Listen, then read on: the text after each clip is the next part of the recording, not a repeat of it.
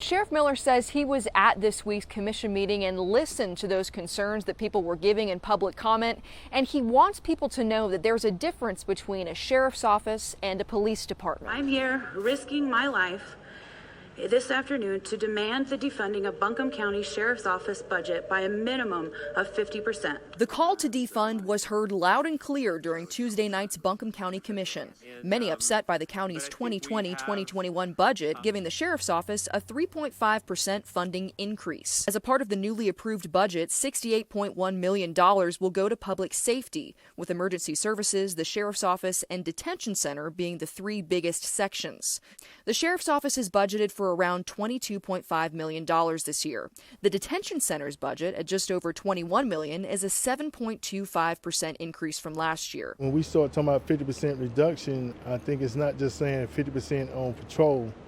And so I think we do more as the sheriff's office than what the responsibilities are of the police department. Buncombe County Sheriff Quentin Miller says a budget cut would impact their ability to run the jail and work the court system. It would be quite difficult to maintain the current services that we now are able to do. Sheriff Miller points to the jail's new medication-assisted treatment program and the 2-year contract they just signed with a new medical provider for inmates, both to show the work they are doing. We're being transparent. The second thing is we're listening. Sheriff Miller says he understands where concerns are coming from. Initially, I'm calling upon our community to come forth. The sheriff is here, willing to listen, willing to talk about how do we not be in the position that we're currently in.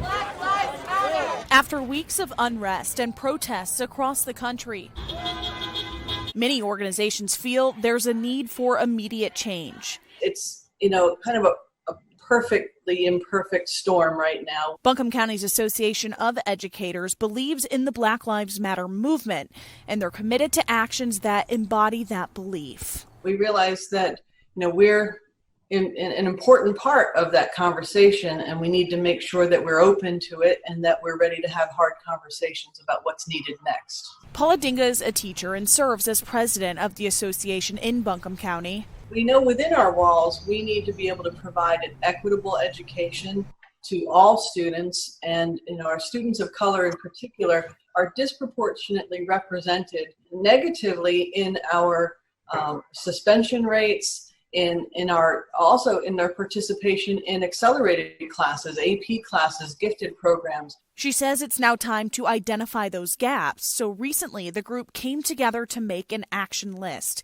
It asked Buncombe County schools to revamp curriculums to reflect the diversity of the population, actively recruit and retain educators of color, adopt lessons from Black Lives Matter, prohibit the display and use of the Confederate flag in schools, just to name a few.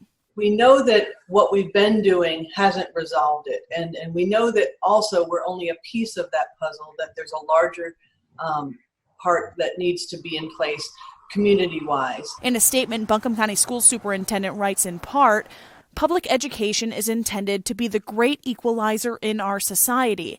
As a school board, we will recommit ourselves to this belief and implement strategies to increase equity and long-term success for our students of color.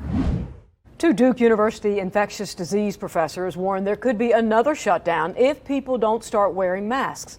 As News 13's Kimberly King shows us, they're also concerned about indoor mass gatherings like President Trump's weekend campaign rally in Oklahoma. Duke professor Dr. Sally Permar has expertise in pediatric infectious disease. There's more and more evidence that the masks actually really work.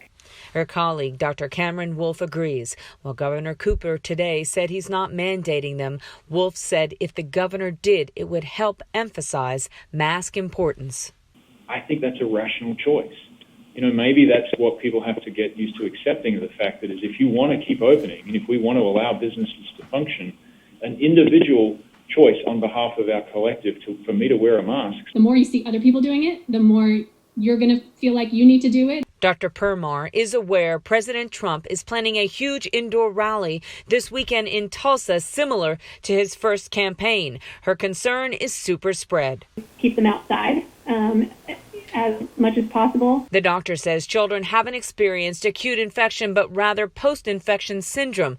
Her concern is children getting the virus and passing it to relatives. And we're having to face the decision of reopening schools, which I want to advocate for, that we should think about children and the child-specific metrics as to whether we're going to open schools differently than how we think about bars or restaurants.